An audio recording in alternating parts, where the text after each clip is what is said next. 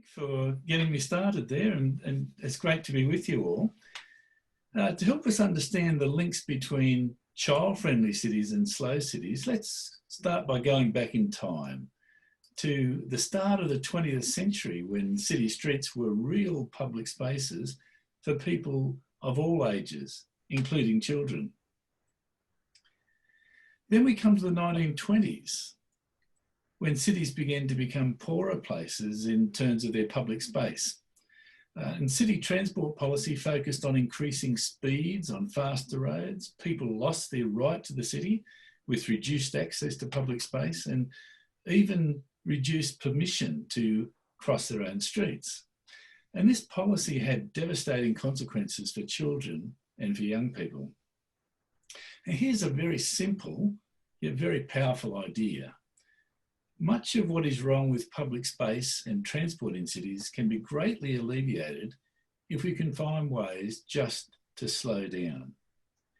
Now, if we can find ways to create what Rodney Tolley and I call slow cities in our new book, Slow Cities, Conquering Our Speed Addiction for Health and Sustainability, we will create cities that are more livable, more sustainable, more prosperous, healthier, and more child-friendly.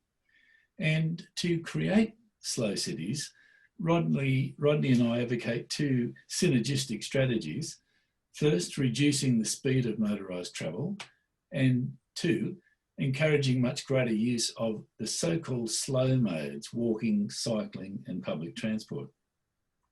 And both of these strategies make sense of make our cities, particularly our public spaces, including our streets, more child-friendly. They help enable our right to the city. Two elements of a child-friendly city are crucial to understanding why this is the case. First, children have the freedom to safely, independently and playfully explore their neighbourhoods in increasing circles as they mature. And second, children have a sense of connection to the local environment and community, a sense that they're valued participants in that community. So why do we need to slow our cities before they can be called child-friendly?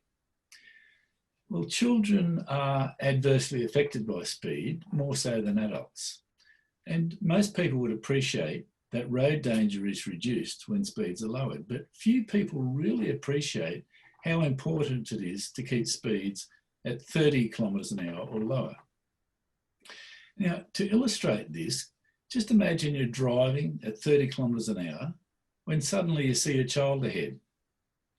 You take a while to react, then you hit the brakes and you stop just before you get to the child.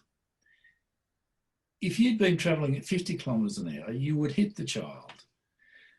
What surprises many people is that you would hit that child at 50 kilometres per hour because you've already reached the child before you react. So the difference here is no injury to the child if you're doing 30 kilometres an hour versus a dead or seriously injured child if you're doing 50.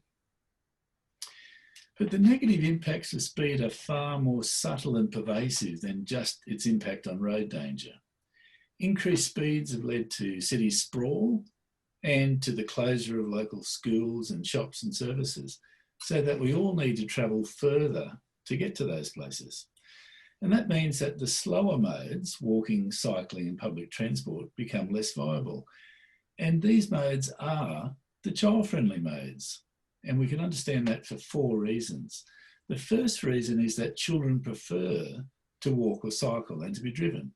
For children, even walking to school can be a playful activity. Second, active transport is healthy for child development. Children who walk and cycle are less likely to experience obesity, type 2 diabetes, hypertension and depression in later life.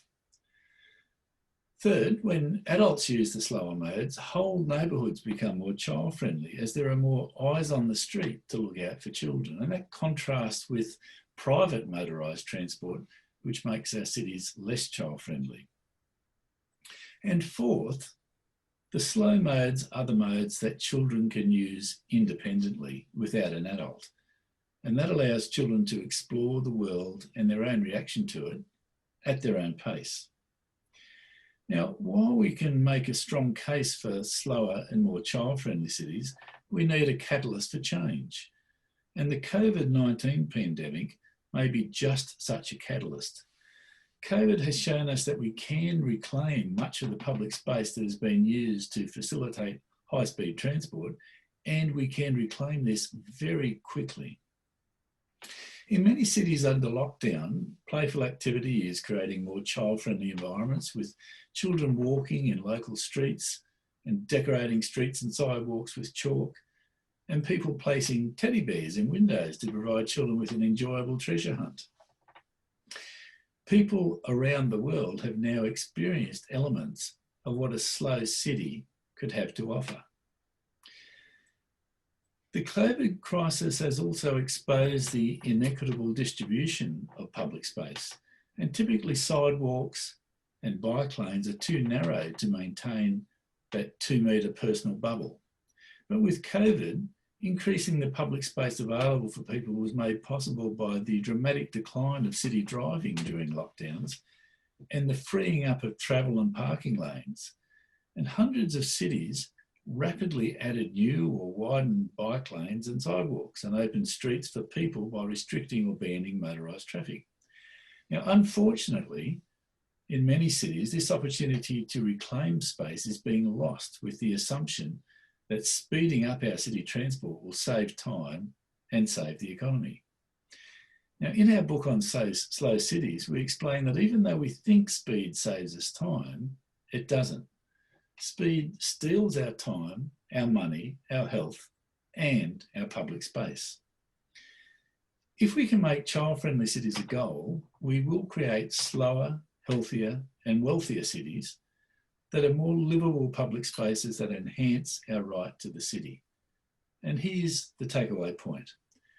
Child-friendly cities must be slower cities, and slow cities are child-friendly cities, and both are healthier for us all. Thank you very much.